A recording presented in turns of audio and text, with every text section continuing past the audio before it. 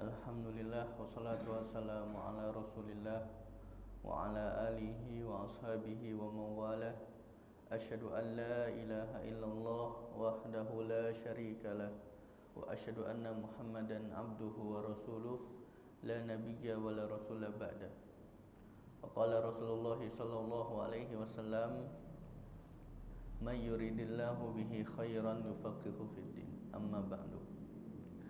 Baik para jamaah sekalian, para ikhwan dan akhwat yang semoga kita mendapatkan rahmat Allah Subhanahu wa taala.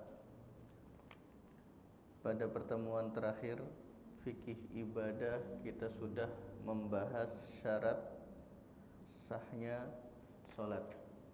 Ya, sekarang insyaallah kita akan bahas rukun-rukun salat. Ya, jadi setelah kita mengetahui apa saja syarat sahnya salat, yang perlu kita ketahui selanjutnya adalah rukun dari salat yang kita kerjakan. Seperti yang sudah kita ketahui ikhwah, bahwasannya syarat dan rukun memiliki kesamaan dan juga memiliki perbedaan. Kesamaan antara rukun dan syarat, jika salah satu dari keduanya itu ditinggalkan dalam sebuah ibadah, maka ibadah yang dikerjakan tidak akan sah. Ini persamaan antara rukun dan syarat. Jadi ketika kita meninggalkan salah satu rukun salat atau meninggalkan salah satu syarat sahnya salat, maka salat yang kita kerjakan tentu tidak akan sah. Nah, makanya kita perlu untuk mengetahui apa saja sih syarat sahnya salat, rukun-rukunnya salat. Nah, kemudian yang menjadi perbedaan antara keduanya, seperti yang sudah sering kita sampaikan, bahwasannya rukun itu bagian dari salatnya itu. Jadi rukun itu adalah bagian dari salatnya itu sendiri. Nah, itu rukun. Rukun letaknya berada di dalam ibadahnya. Adapun syarat itu di luar dari ibadah tersebut. Contoh saja syarat sahnya sholat kemarin kita sudah bahas, itu harus toharoh, harus suci. Ya, suci dari hadas, suci dari najis. Suci dari hadas kecil itu kita bisa lakukan dengan cara berwudu. Maka ketika ada seorang muslim, dia dalam keadaan berhadas, melaksanakan sholat, maka sholat yang dikerjakan tidak akan sah karena dia meninggalkan syarat sahnya sholat. Dan toharoh itu bukan bagian dari sholat. Nah, sekarang kita akan bahas apa saja sih rukun-rukun sholat. Wa qala rahimahullahu ta'ala faslun wa arkanus sholati samaniyata asyar ruknan. Rukun-rukun sholat jumlahnya ada 18. Ya, jadi jumlah ini sebenarnya bukan jumlah yang dijadikan sebagai pegangan dalam mazhab Syafi'i. Nanti kalau kita lihat di dalam kitab-kitab mazhab Syafi'i lainnya, kita akan dapati bahwasannya rukun-rukun sholat itu totalnya ada 13. Nah, ini pendapat yang paling sahih. Ya, pendapat yang dipegang dalam mazhab Syafi'i. Ya, tapi tidak masalah, kita akan bahas apa sih rukun-rukun sholat yang 18 yang disampaikan oleh penulis matan Abi Syuja. Yang pertama beliau mengatakan an-niyah. Pertama adalah niat. Yang ini berdasarkan dalil firman Allah Ta'ala, wa ma umiru illa liya'budullaha mukhlisina lahuddin. Wa ma umiru, tidaklah mereka diperintahkan illa liya'budullaha. Apa perintah yang diperintahkan kepada mereka? Kecuali beribadah kepada Allah Subhanahu wa taala mukhlisina lahuddin. Ya, ibadahnya itu dengan ikhlas, itu niat. Niatnya ikhlas karena Allah Subhanahu wa taala. Dan diperkuat juga dengan hadis Nabi, innamal a'malu binniyah. Sesungguhnya keabsahan suatu amalan itu tergantung dari niatnya. Maka niat ini memiliki posisi yang paling paling krusial ya di dalam setiap ibadah ya. Jadi niat itu memiliki posisi yang sangat penting sekali dalam setiap ibadah. Maka disebutkanlah niat adalah rukun pertama dari setiap amal soleh. Kemudian yang kedua, rukun yang kedua wal qiyamu ma'al qudrah. Rukun yang kedua itu berdiri bagi yang mampu. Nah, jadi berdiri itu termasuk rukun.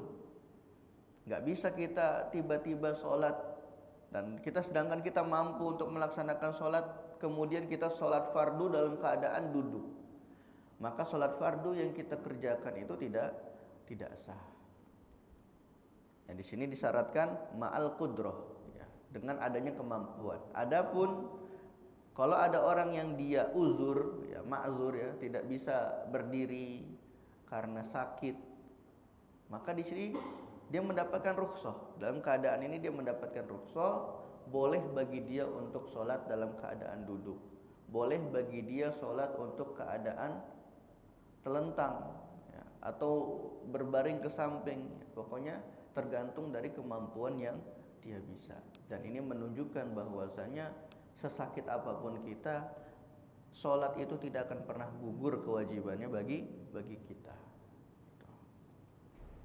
Dan ini berdasarkan sebuah hadis yang diriwayatkan oleh Imam Bukhari dari Imran bin Hissin radhiyallahu anhu.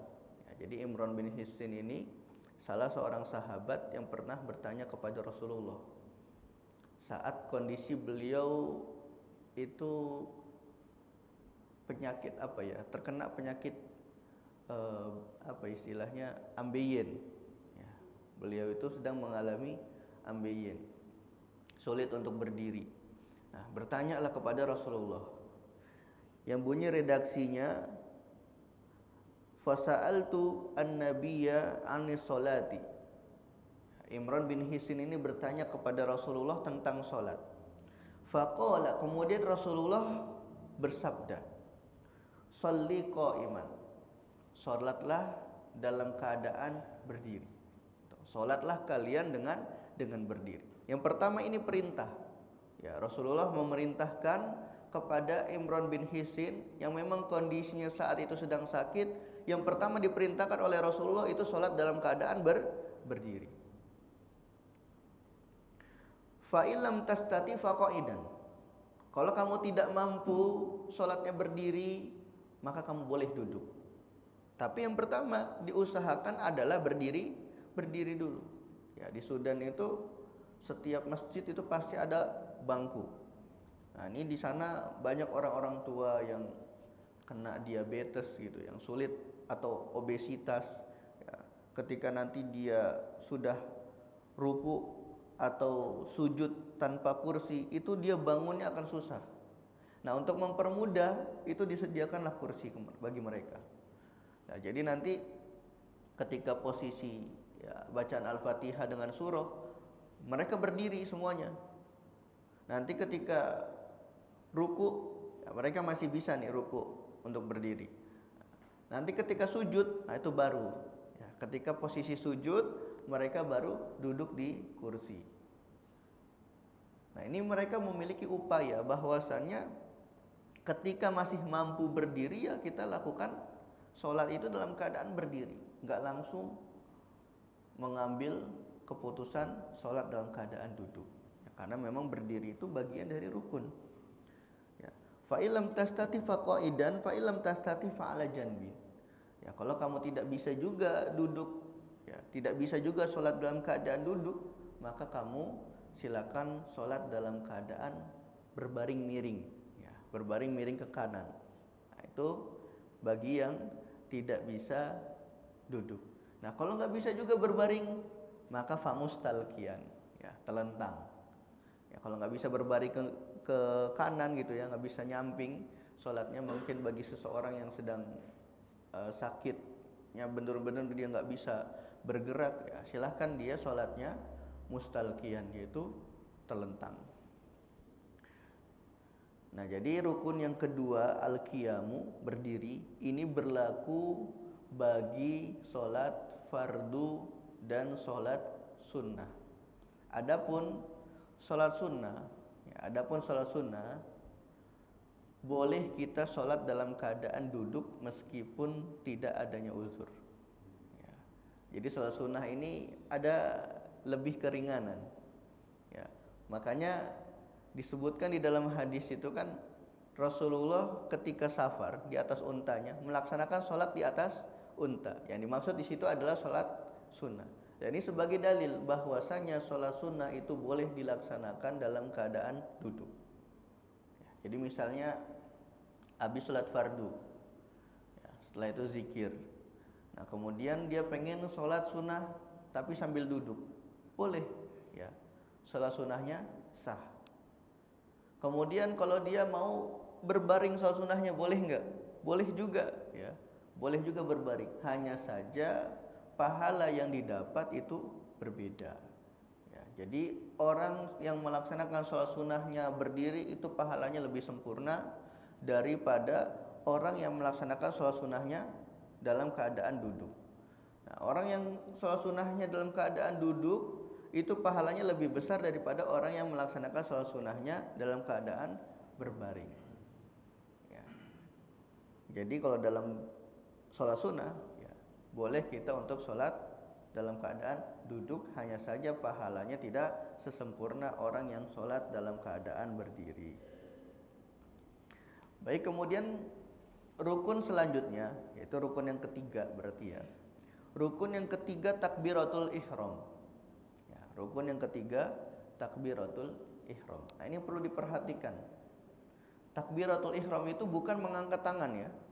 Jadi takbiratul ihram itu lafaz Allahu Akbarnya. Itu takbiratul ihram. Adapun mengangkat tangan ini hukumnya sunnah. Tidak wajib. Ya, bukan rukun.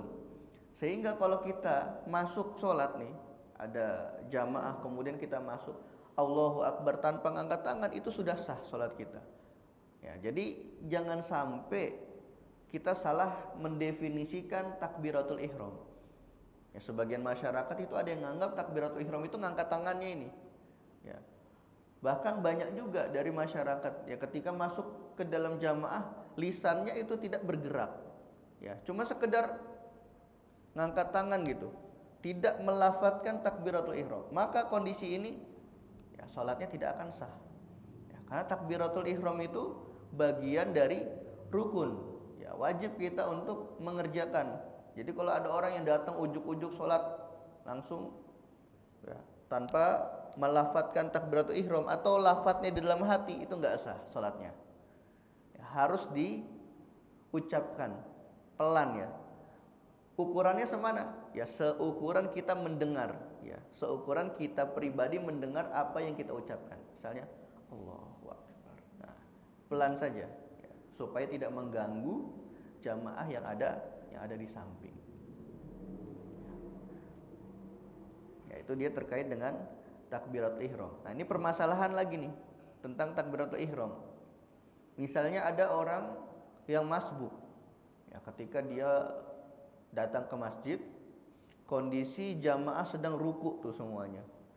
Tiba-tiba dia langsung nyerobot gitu biar dapat 1 rakaat. Nah, tapi banyak nih potensinya justru malah menjadi potensi sholat dia itu tidak sah gitu ya. Kenapa? Karena ketika dia ujuk-ujuk masuk, dia takbiratul ihram, Allahu Akbar, langsung ruku. Nah, ini pertanyaannya, takbir yang dia ucapkan itu takbir apa? Takbiratul ihram atau takbir ruku? Nah, itu ya. Ini perlu diperhatikan nih, ketika datang jamaah sedang ruku, tiba-tiba dia langsung Allahu Akbar, langsung ruku. Gitu ya. Nah, ini harus dia niatkan, takbir yang dia ucapkan itu takbir apa? Kalau yang dia ucapkan itu takbir ruku, maka sholat dia enggak sah. Kalau takbir yang dia ucapkan itu takbir ruku. Karena takbir ruku itu hukumnya sunnah. Meskipun di sebagian madhab itu dianggap wajib.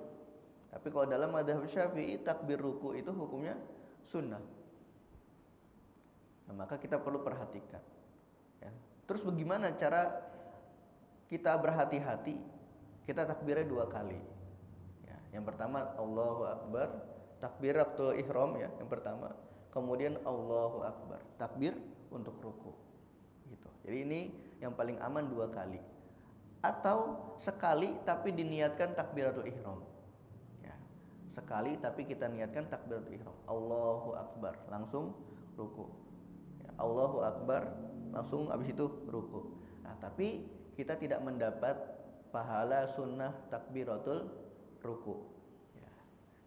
Jadi afdolnya langsung ya kita melafadzkan dua takbir tersebut. Yang pertama kita melafadzkan takbir rukun, yang kedua kita melafadzkan takbir sunnah supaya kita mendapatkan pahala sunnah. Ya, ini rukun yang ketiga yaitu takbiratul ihram. Kemudian rukun yang keempat wa qiraatul Fatihati, yaitu membaca surah Al-Fatihah. Ya, membaca surah Al-Fatihah rukun yang keempat. Nah, di sini juga sebenarnya terdapat perdebatan ya, perselisihan di kalangan ulama. Apakah Al-Fatihah itu bagian dari rukun atau tidak? Menurut mayoritas mazhab, menurut mayoritas ulama, mereka berpendapat bahwasannya Al-Fatihah itu bagian dari rukun. Dan ini pendapat Imam Malik, pendapat Imam Syafi'i, dan Imam Ahmad bin Hambal. Dalam 3 mazhab ini, Al-Fatihah itu dianggap sebagai rukun sholat.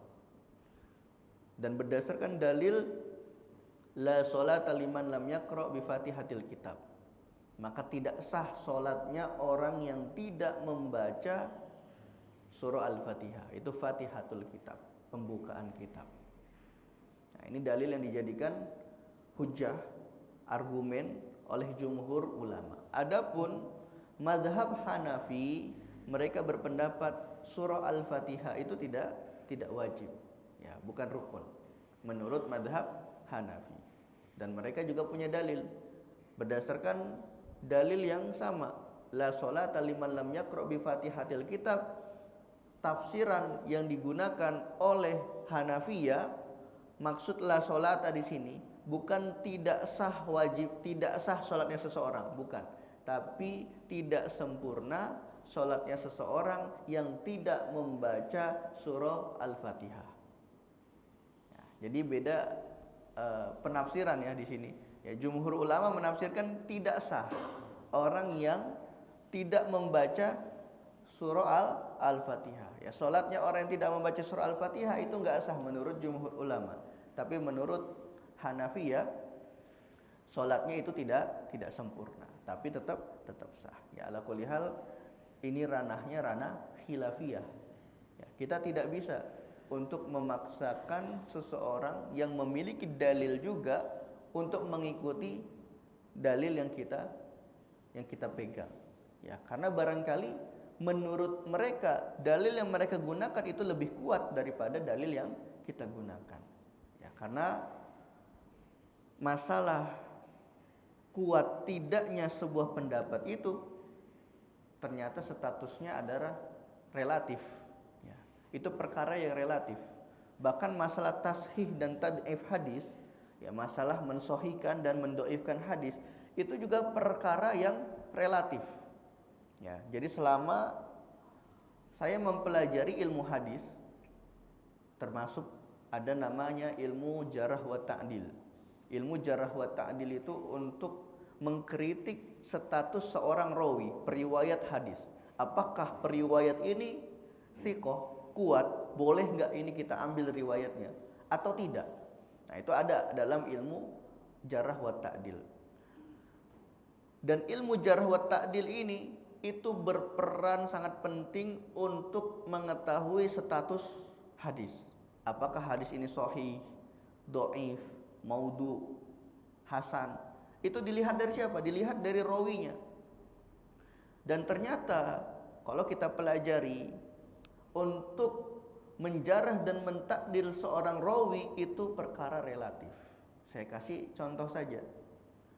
Kalau di Yaman ada seorang syekh yang keluar rumah, ya keluar pintu rumahnya itu nggak pakai sorban, itu dianggap tidak adil. Ya, dianggap tidak adil. Dan kita nggak boleh mengambil hadis darinya. Nah, itu di Yaman. Nah, di Indonesia gimana? Ya, banyak ustadz-ustadz keluar rumah udah nggak pakai peci. Nah, jadi ini perkara yang relatif gitu ya. Jadi menurut muhadis, ya, menurut seorang muhadis ini bahwasannya hadis ini nggak kuat, hadis ini lemah. Kenapa? Karena rawinya nggak pakai sorban ketika keluar, atau rawinya nggak pakai peci ini ketika keluar rumah. Ya. Termasuk naik motor, itu juga termasuk yang menjatuhkan muru'ah, karena syarat dari hadis sahih itu harus diriwayatkan oleh rawi yang adil, ya, rawi yang adil dan rawi yang dobit. Rawi yang adil itu adil dari sisi apa? Adil dari sisi agama dan adil dari sisi wibawa. Adil dari sisi agama, dia agamanya tidak menyimpang. Kemudian yang kedua, wibawanya juga tidak jatuh. Apa saja sih yang dapat menjatuhkan wibawa? Dan itu akan ada banyak sekali. Dan ini yang faktor yang menyebabkan perbedaan pendapat sebuah hadis. Ya.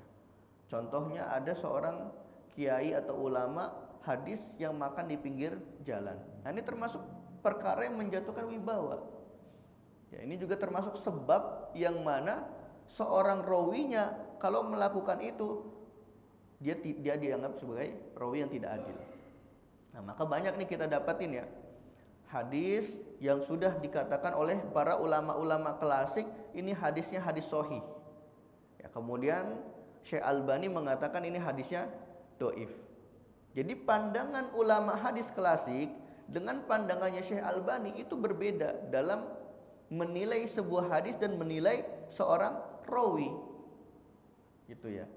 Nah, begitu pun sebaliknya, kita akan dapati beberapa hadis yang sudah didhaifkan oleh ulama-ulama klasik, ya, sekelas Ibnu Hajar Al-Asqalani itu mendhaifkan hadisnya. Kemudian Syekh Albani menganggap hadis ini sahih. Apa sebabnya? Ya, perbedaan sudut pandang dalam menilai seorang rawi, dan itu menentukan hukum dan status hadis yang ingin kita jadikan sebagai dalil. Nah, jadi ya kita kembali ke materi. Ya. Ala kulli hal perkara khilafiyah itu tidak bisa dihindari. Ya, perkara khilafiyah itu tidak bisa dihindari, dan itu akan selalu kita dapatkan, akan kita temui di cabang ilmu manapun. Dalam belajar fikih itu kita akan dapati perbedaan pendapat. Ketika kita belajar akidah, kita juga akan dapat itu pendapat-pendapat. Bahkan pendapat asariyah saja ya, pendapat asariyah ini akidah yang dinisbatkan kepada Imam Ahmad bin Hambal. Itu aja berbeda pendapat. Ya, ada dua versi. Ada versi yang dia merujuk kepada perkataannya Syekhul Islam Ibnu Taimiyah. Banyak menjadikan pendapat-pendapatnya Syekhul Islam Ibnu Taimiyah ini sebagai pegangan dalam akidah Imam Ahmad. Ada juga akidah Imam Ahmad yang dia itu hampir mirip dengan akidah Asy'ari. Ya, khususnya dalam masalah asma wa sifat. Apakah nama dan sifat Allah itu ditakwil? Apakah ditafwid? Kalau ditafwid itu tafwidul makna atau tafwidul kaif?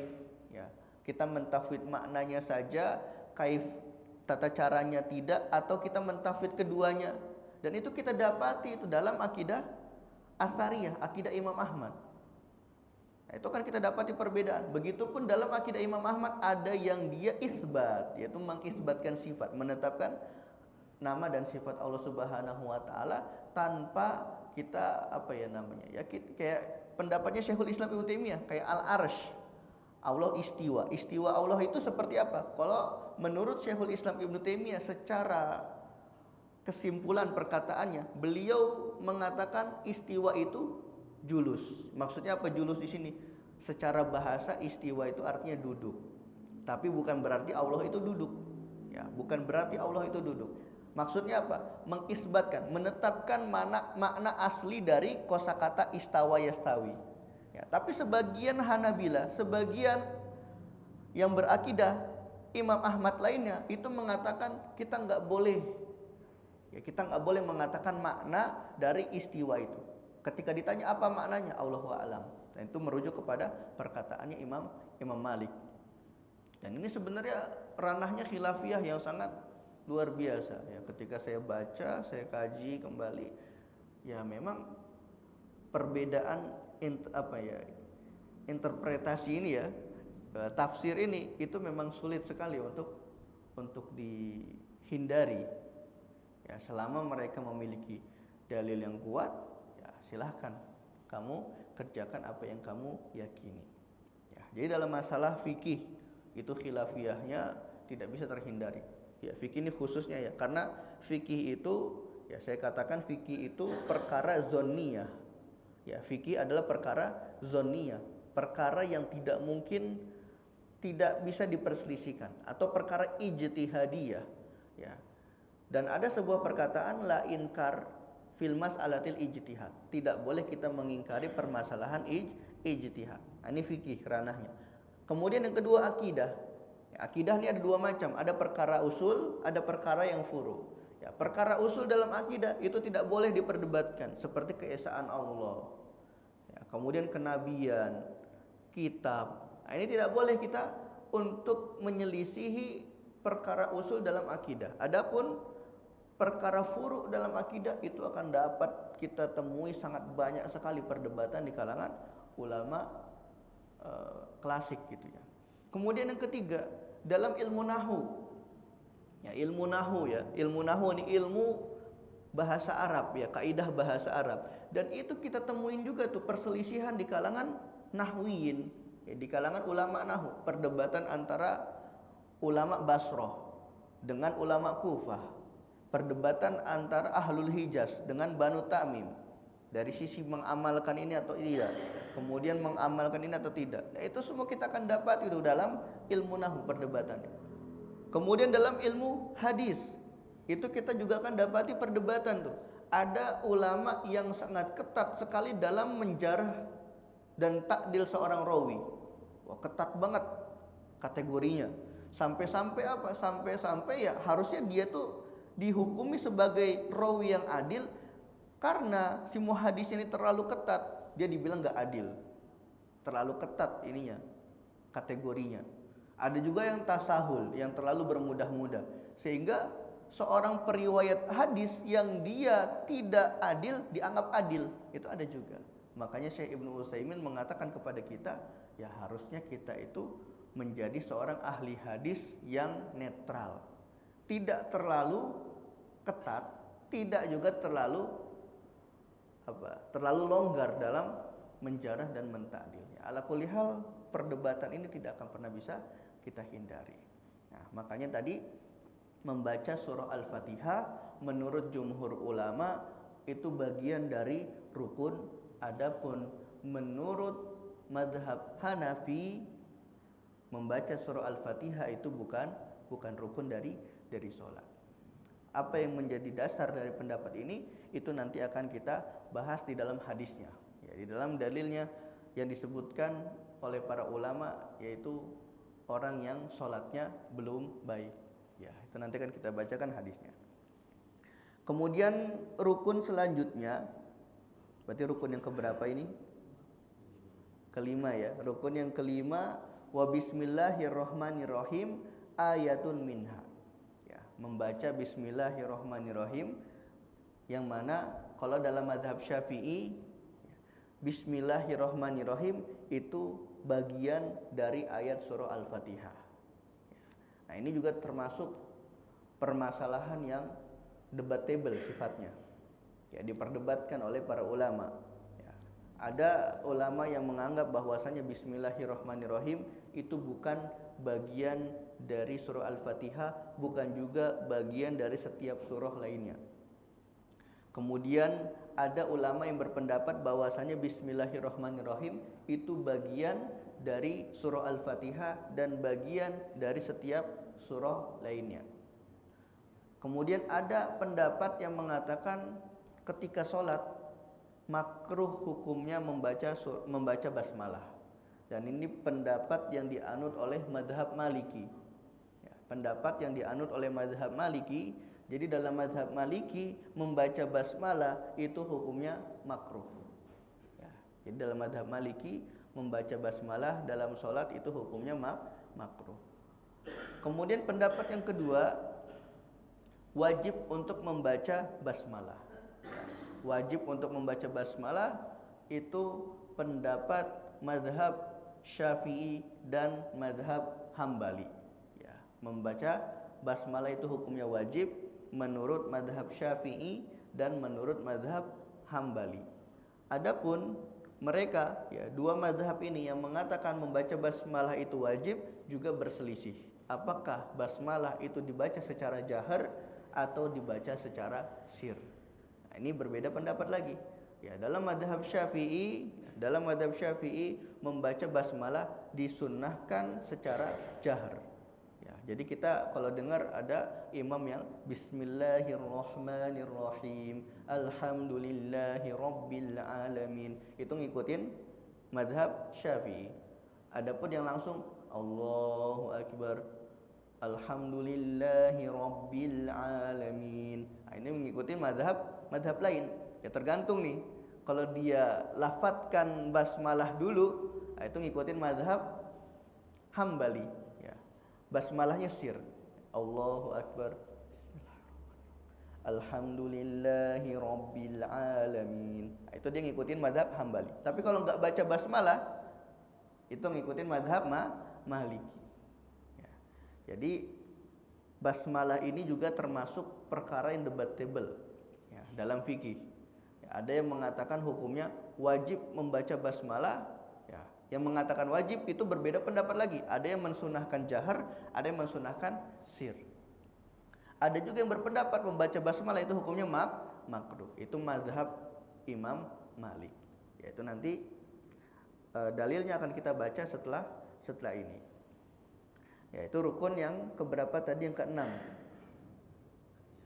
Yang kelima, ya. Rukun yang kelima itu membaca basmalah. Ya, ala kulli hal kalau ada seseorang yang sholat kemudian tidak membaca basmalah, menurut madhab Hanafi, Syafi'i, dan Hambali, sholat yang dia kerjakan tidak sah. Tapi kalau dia mau pakai madhab Maliki, ya silahkan. Ya, amalkan apa yang kamu yakini, gitu ya. Jadi kita nggak bisa nih menghukumi orang lain nggak sah dengan apa yang kita yakini.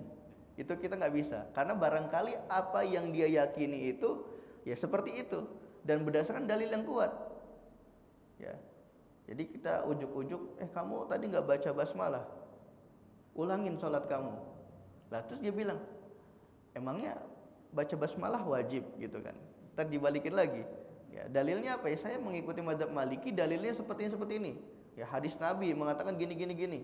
Ya, saya tidak pernah mendengar khulafaur rasyidin. Ya, saya tidak pernah mendengar khulafaur rasyidin, yaitu Abu Bakar, Umar, Utsman, Ali. Ya, ketika sholat di belakang mereka membaca basmalah. Itu saya belum pernah mendengar. Dan ini hadis yang dijadikan sebagai pegangan ulama yang mengatakan bahwasanya hukum membaca basmalah dalam sholat itu makruh.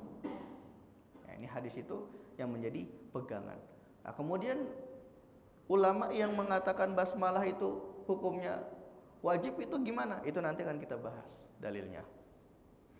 Ya, kemudian rukun selanjutnya itu adalah ruku. Ya, rukun selanjutnya adalah ar-ruku. Ya, ruku itu dia termasuk rukun. Ya. Ruku. Minimal ruku itu semana sih? Nah, itu harus tahu kita. Minimal ruku. Ya, minimal ruku itu kita membungkukkan tubuh seukuran tangan kita itu bisa sampai ke dengkul. Itu minimal ruku. Ya. Jadi misalnya ya seperti ini sampai ini tangan kita. Nah, berarti ini minimal ruku seperti ini. Meskipun sempurnanya lebih turun. Ya, lurus punggungnya. Ya, tapi minimal ruku ini seperti ini. Ya, sekiranya sampai tangan kita itu pada dengkul. Adapun tangan menyentuh dengkul ini tidak wajib. Ya, ini hukumnya sunnah. Ya misalnya ada orang yang sholatnya rukunya gini, itu sah gitu ya. Itu tetap sah. Jadi menyentuh dengkul itu tidak wajib. Ya. Jadi rukun yang keenam adalah ruku. Kemudian selanjutnya rukun yang ketujuh tumakninah fihi, itu tenang. Ya, tenang, tumakninah. Rukunya tenang. Jadi dia ruku enggak langsung bangun. Kan banyak tuh salat Allahu Akbar sama Allahu Akbar. Nah, itu enggak ada tumakninah. Ya, kalau enggak ada tumakninahnya, maka salatnya enggak sah. Jadi harus tenang. Ya, Allahu Akbar. Ya. Diam dulu. Jadi baru turunnya belum sempurna udah bangun lagi. Nah, berdirinya belum sempurna udah langsung sujud. Belum sempurna sujudnya udah duduk lagi, kemudian sujud lagi, bangun lagi. Nah, itu belum tumakninah. Ya, jadi tumakninah dulu, Allahu Akbar. Nah, ini sampai ya perkiraan paling minimal banget itu ya, seukuran subhanallah. Paling minimal banget. Jadi Allahu Akbar, subhanallah. Tapi afdolnya kita baca doa gitu ya. Kemudian sami Allahu liman hamidah. Nah, itu juga harus tumakninah juga tuh, harus tenang. Kemudian sujud Allahu Akbar, itu harus ada tumakninahnya. Nah, jadi tumakninah ini juga bagian dari rukun sholat menurut apa yang ditulis oleh pengarang kitab Matan Abi Syuja. Adapun menurut pendapat yang mu'tamad, pendapat yang dipegang oleh ulama Syafi'iyah, tumakninah itu bukan rukun, tapi apa namanya istilahnya, pengikutnya rukun atau syarat dari rukun itu. Ya, syarat rukun itu terpenuhi harus ada tumakninah. Itu syarat rukun itu terpenuhi harus tumakninah. Jadi kapan ruku itu sah? Kalau dia tumakninah. Kapan sujud itu sah? Kalau dia tumakninah. Gitu. Kemudian waraf'u wal i'tidalu wa tumakninatu fihi. Ya, kemudian rukun selanjutnya bangun, yaitu i'tidal. Ya, bangun dari ruku yaitu i'tidal. Itu rukun selanjutnya. Sama di sini juga disyaratkan harus tumakninah. Kemudian rukun selanjutnya lagi sujud. Ya, sujud. Nah, ini perlu kita perhatikan. 7 anggota yang harus menyentuh tanah, ya, menyentuh bagian bawah nih, menyentuh lantai. Yang pertama itu ada kening. Nah, ini wajib nih. Makanya kalau kita sholat, pecinya kayak gini kan nih, ditutup kayak gini. Nah, itu dia berpotensi nggak sah sholatnya. Karena kening dia area yang wajib untuk dibuka. Ya. Kening itu area yang wajib untuk dibuka. Sehingga ketika ada seorang yang sujud, kemudian keningnya itu tertutup, nah itu sholatnya tidak sah. Ya, sujudnya tidak sah. Harus diulang sujudnya. Kalau nggak diulang dia lanjut, nah maka sholatnya akan batal. Kemudian yang kedua dan ketiga itu telapak tangan. Adapun hidung itu dia hukumnya tidak wajib ya. Hidung itu mengikuti kening saja. Dia tidak wajib untuk menyentuh lantai. Ya, tapi afdolnya hidung itu menyentuh lantai. Kemudian yang kedua dan yang ketiga itu tangan, kanan dan tangan kiri. Ya, itu dia harus menyentuh lantai. Kalau enggak, ya salah satunya saja enggak, itu maka salatnya tidak sah. Atau sujudnya tidak sah. Kemudian selanjutnya itu ada dengkul. Ya, berarti 3, 4, 5. Dengkul ini juga wajib untuk mengenai lantai. Kemudian keenam dan ketujuhnya itu jari jemari. Ya, jari jemari. Nah, ini juga ada pembahasan ya sebenarnya. Apakah ketika kita sujud itu kakinya membuka lebar atau tertutup? Wah, ini perdebatannya lumayan panjang. Tapi kalau kita teliti hadisnya, nah, yang paling sahih itu dan mayoritas ulama berpendapat itu agak terbuka seukuran 1 jengkal. Ya, seukuran 1 jengkal. Dan ini pendapat yang paling kuat kalau kita tinjau dari sisi hadis. Ya, dari sisi hadis dan istinbat mayoritas para ulama. Nah, karena ini kitabnya ringkas, jadi kita tidak sampai membahas ke sana dulu. Yaitu insya Allah nanti akan kita bahas kalau ada pertemuan khusus yang misalnya kita adakan daurah, ya, daurah tentang tata cara sholat dalam satu hari. Nah, itu bisa kemungkinan kita akan bahas tata cara sholat dalam perspektif 4 mazhab, gitu ya. Ya. Ya, kemudian selanjutnya, rukun selanjutnya wal julusu baina sajdatain, yaitu duduk antara dua sujud. Ya, duduk antara dua sujud. Nah, jadi masing-masing tadi itu membutuhkan tumakninah, ya. Membutuhkan tumakninah, itu dari ruku, kemudian i'tidal, kemudian sujud, kemudian duduk antara dua sujud, itu masing-masing disyaratkan harus ada tumakninah. Nah, sekarang kita akan kaji hadisnya, ya. Dalilu masa bakominal arkan ilahuna, yaitu dalil dari takbiratul ihram, ya, sampai ke duduk antara dua sujud. Apa sih dalilnya? Marwahul Bukhari wa Muslim, yaitu hadis yang diriwayatkan oleh Imam Bukhari dan Muslim, an Abi Hurairah, dari Abu Hurairah radhiyallahu anhu, anna Nabiy sallallahu alaihi wasallam dakhala al-masjid. Suatu ketika Nabi sallallahu alaihi wasallam memasuki masjid. Fadakhala rajulun fasalla. Kemudian ada seorang laki-laki kemudian melaksanakan sholat, ya. Ada seorang laki-laki masuk masjid kemudian melaksanakan sholat. Tsumma jaa fasallama ala Nabi sallallahu alaihi wasallam. Ya, setelah laki-laki itu melaksanakan sholat, laki-laki itu mendatangi Rasulullah kemudian salam. Farad dan Nabi sallallahu alaihi wasallam. Kemudian Nabi menjawab salamnya, faqala. Lalu beliau mengatakan irji fasalli fa innaka lam tusalli. Ya, kata Rasulullah, kembali melaksanakan sholat karena sesungguhnya kamu belum sholat. Itu laki-laki itu bingung gitu ya.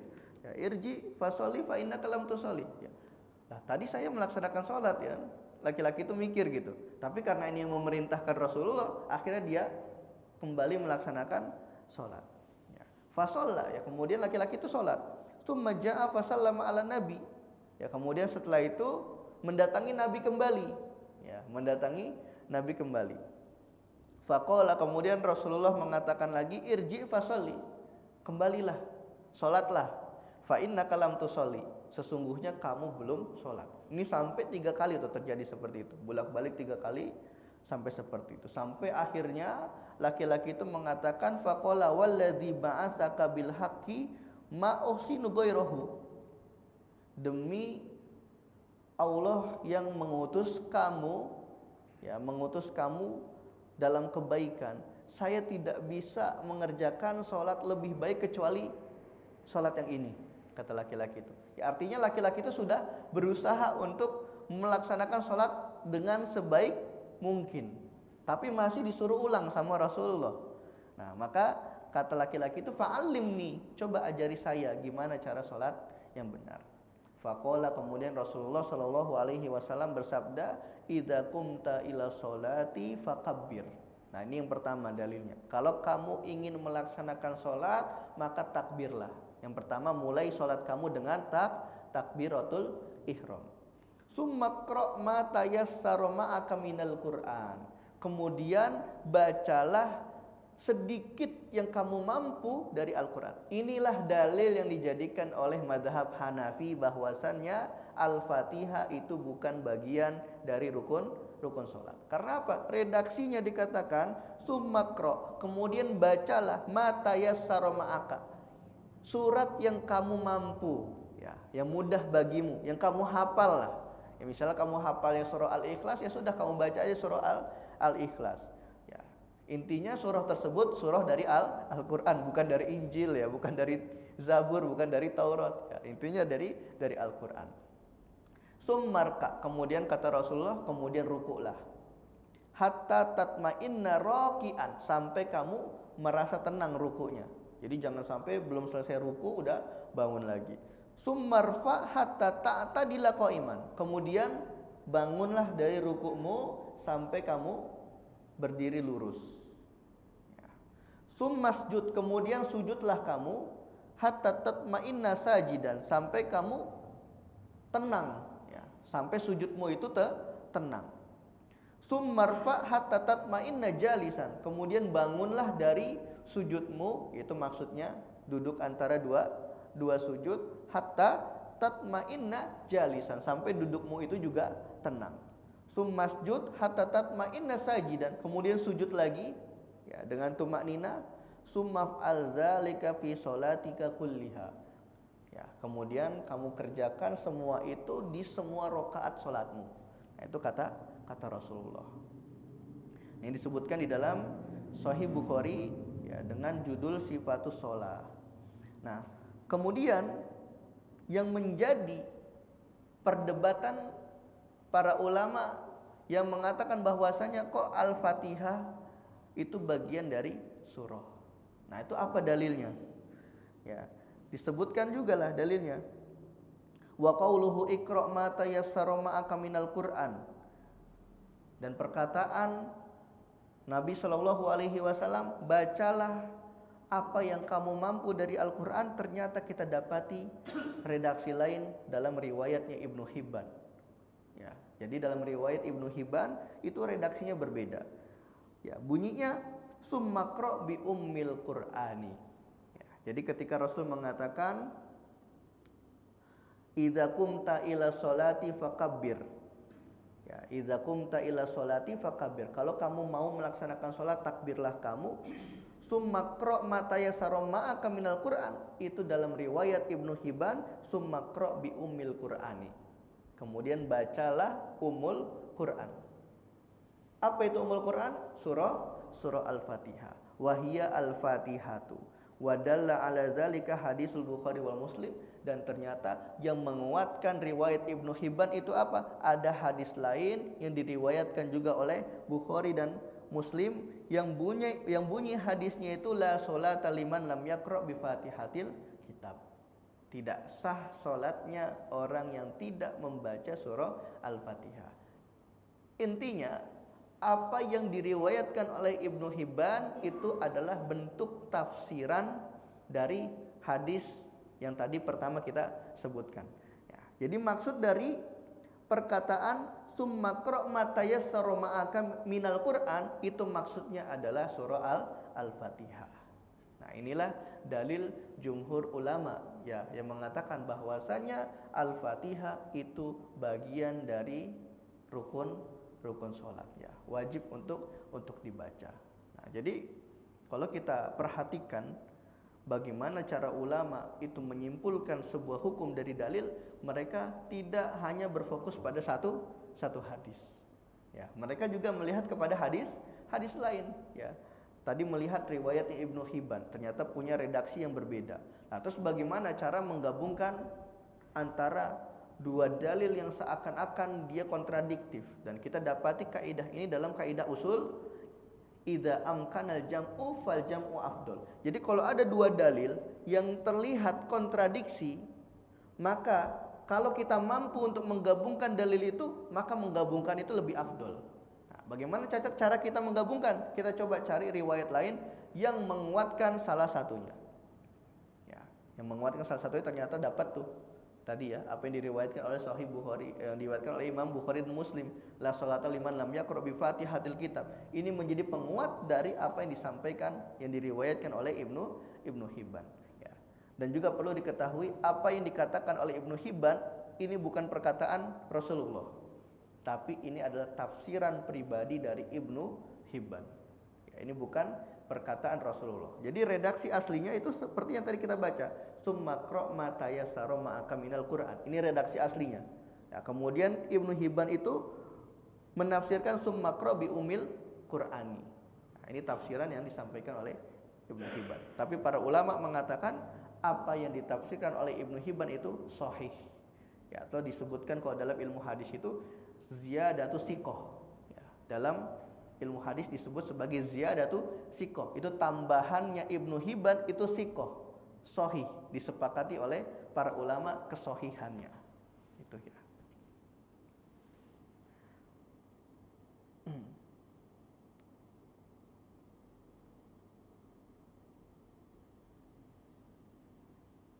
Ya, kemudian yang terakhir ya mungkin dalil dari Bismillahirrahmanirrahim itu bagian ayat dari surah Al-Fatihah atau bukan, itu kita bisa melihat ke dalam sebuah hadis yang diriwayatkan oleh Anas bin Malik. Marwahu Muslim, ya, yang diriwayatkan oleh Imam Muslim dari Anas bin Malik radhiyallahu anhu qala baina Rasulullah sallallahu alaihi wasallam zata yaumin baina adhurina id aghfa igfaatan. Kata Anas bin Malik, suatu ketika Rasulullah itu sedang bersama kita, ya, sedang bersama kita, sedang duduk. Nah, kemudian Rasulullah itu ngantuk, ya, ngantuk tipis gitu ya, ngantuk tipis gitu. Nah, kemudian tiba-tiba Rasulullah langsung ngangkat kepalanya dan tersenyum. Ya, tiba-tiba tersenyum. Otomatis para sahabat bingung dong gitu ya. Lah kenapa tadi? Kayaknya Rasulullah agak-agak ngantuk kok tiba-tiba kepalanya ngangkat kepala terus tersenyum. Nah, bertanyalah para sahabat, "Ya Rasulullah, apa yang membuatmu tersenyum?" Ya. Summa rafa'a ra'sahu mubtasiman. Kemudian Rasulullah mengangkat kepalanya sambil tersenyum. Fakulna. Kemudian para sahabat itu bertanya, "Ma ada hakaka ya Rasulullah? Apa yang membuatmu ketawa wahai Rasulullah?" Kemudian Rasulullah menjawab, "Qala unzilat alayya anifan suratun." Ya, barusan turun satu surah kepadaku. Ini kata Rasulullah. Ini Masya Allah ya, langsung tiba-tiba datang wahyu gitu. Nah, faqara, kemudian Rasulullah membaca Bismillahirrahmanirrahim, inna a'tainakal kautsar. Wa hadza wadihun annahu sallallahu alaihi wasallam addaha ayatan minas surah. Dan ini sebagai dalil bahwasannya Rasulullah sallallahu alaihi wasallam menganggap basmalah itu bagian dari surah. Buktinya apa? Beliau membaca basmalah ketika mengatakan barusan turun kepada saya satu surah, kemudian ketika beliau membacakan, beliau membaca Bismillahirrahmanirrahim. Dan inilah dalil ulama yang mengatakan bahwasanya basmalah itu bagian dari surah Al-Fatihah. Kenapa? Karena basmalah itu bagian dari surah Al-Kautsar, begitupun basmalah bagian juga dari surah Al-Fatihah. Artinya ketika kita diwajibkan membaca surah Al-Fatihah, maka secara otomatis membaca basmalah juga hukumnya wajib. Kenapa? Karena dia bagian dari surah Al-Fatihah yang wajib kita baca. Ya, Allahu a'lam bishawab. Insyaallah nanti kita akan lanjutkan rukun sholat selanjutnya pada pertemuan yang akan datang. Ya, barangkali ada yang ingin ditanyakan, silahkan.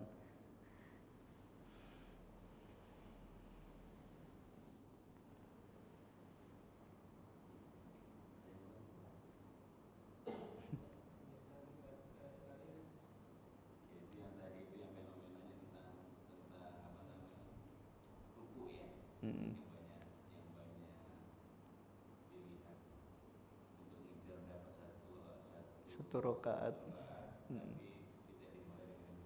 Iya. Akhirnya berpotensi keabsahan sholatnya.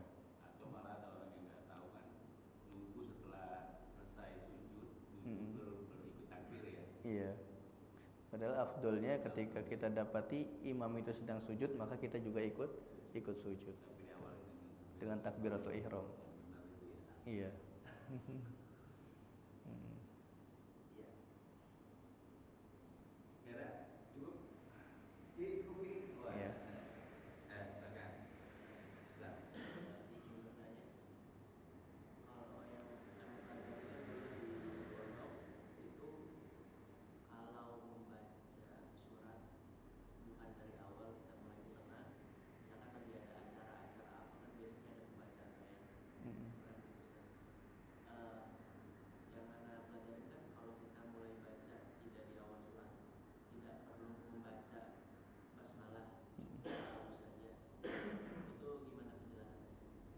Ya. Ya, jadi memang permasalahan itu juga menjadi perdebatan di kalangan ulama. Ya, ada ulama yang berpendapat ketika kita memulai membaca surah dari pertengahan, ya, dari pertengahan surah bukan dari awal, itu tidak disunnahkan untuk membaca basmalah. Cukup dengan ta'awud kemudian langsung kita baca ayatnya. Ini pendapat yang pertama. Kemudian pendapat yang kedua, ulama ada yang berpendapat bahwasannya tetap disunahkan membaca basmalah meskipun itu berada di pertengahan surah, dan itu pendapat yang dianut oleh madhab Syafi'i. Pendapat tersebut juga disebutkan di dalam kitab diantaranya Fathul Mu'in, kemudian Nihayatul Muhtaj dan Tufatul Muhtaj. Ya, jadi ala kulli hal memang permasalahan basmalah di tengah-tengah surah itu adalah permasalahan khilafiyah ijtihadiyah. Ya, berdasarkan dalil yang dipahami oleh masing-masing ulama madhab. Ya, jadi khususnya ya kita meyakini atau mengamalkan apa yang menurut kita paling kuat. Gitu. Jadi kita amalkan saja yang menurut kita paling kuat. Tidak membaca basmalah, ya sudah kita amalkan hal tersebut. Adapun ada orang lain yang dia berpendapat membaca basmalah itu di pertengahan surah lebih kuat, maka ya silahkan, itu apa yang mereka yakini. Kita kembali kepada kaidah usuliyah, la yunkaru fi mas'alatin khilaf. Tidak boleh kita mengingkari permasalahan khilaf. Tapi syaratnya di sini khilafnya khilaf yang muktabar ya, bukan khilaf yang ghairu muktabar. Khilaf yang sama-sama dengan dalil yang kuat, bukan khilaf yang berdasarkan hawa nafsu. Kalau ada khilaf yang berdasarkan hawa nafsu, wajib bagi kita untuk membantah. Ya, kayak contohnya ada yang berpendapat Nabi Muhammad itu bukan nabi terakhir. Ada nabi setelah Nabi Muhammad. Nah, maka perkara yang seperti ini itu wajib bagi kita untuk membantahnya. Karena apa? Karena ya pendapat oposisi nih, pendapat lawan kita itu bukan pendapat yang berdasarkan argumentasi, bukan berdasarkan dalil, tapi berdasarkan hawa nafsu. Tapi kalau kedua pendapat ini sama-sama berdasarkan dalil, maka kita tidak boleh untuk mengingkari. Dan ini juga wasiat dari Syekh Ibnu Utsaimin.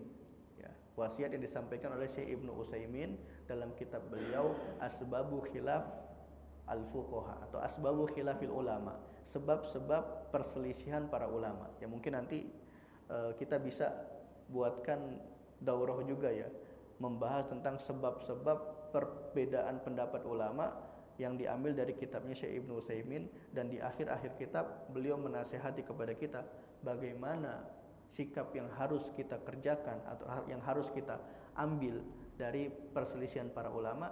Ya, Ibnu Utsaimin mengatakan kita mengamalkan pendapat yang menurut kita paling kuat tanpa mengingkari pendapat orang lain yang dianggap kuat oleh mereka. Ya, itu.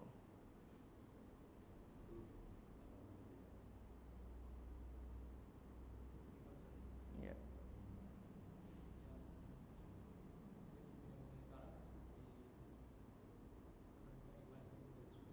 Mm-mm. Mm.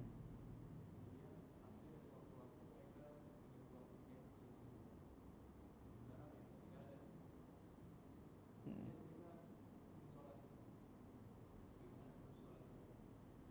Iya.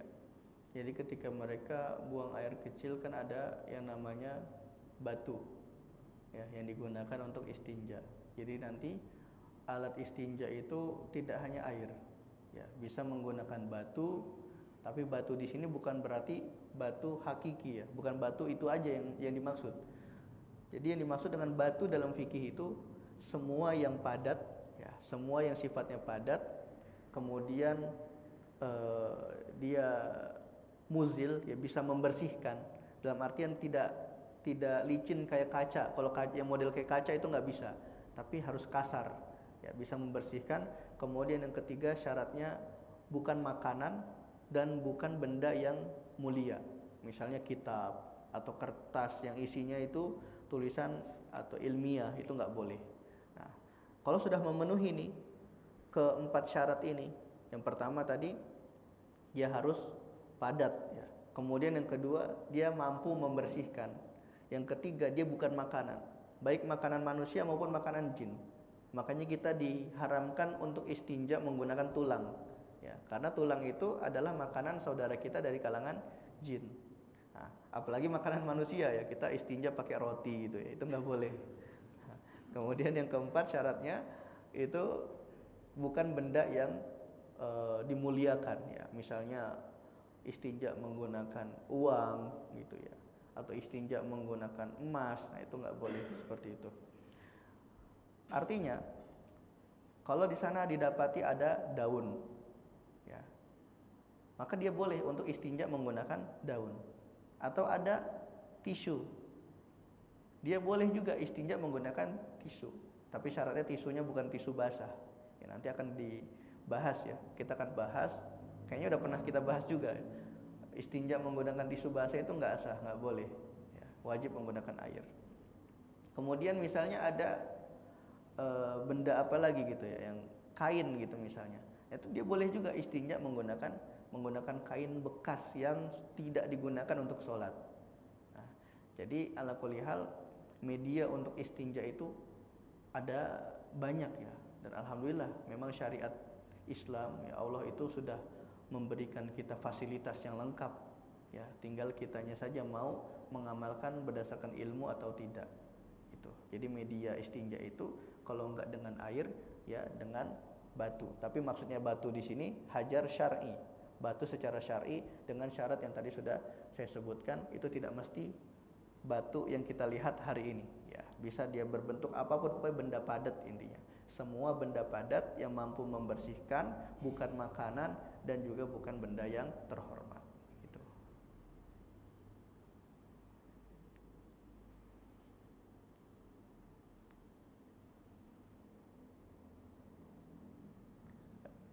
Cukup ya. Ya, karena waktu juga kayaknya udah terang banget gitu ya. Kita tutup ya, insya Allah kita lanjutkan pada pertemuan-pertemuan selanjutnya. Saya akhiri wal asri innal insana lafi khusr illa allazina amanu wa amilus solihati wa tawassaw bil haqqi wa tawassaw bis sabr. Kita tutup dengan hamdalah alhamdulillahirabbil alamin, dan saya kembalikan kepada pembawa acara. Assalamualaikum warahmatullahi wabarakatuh. Waalaikumsalam.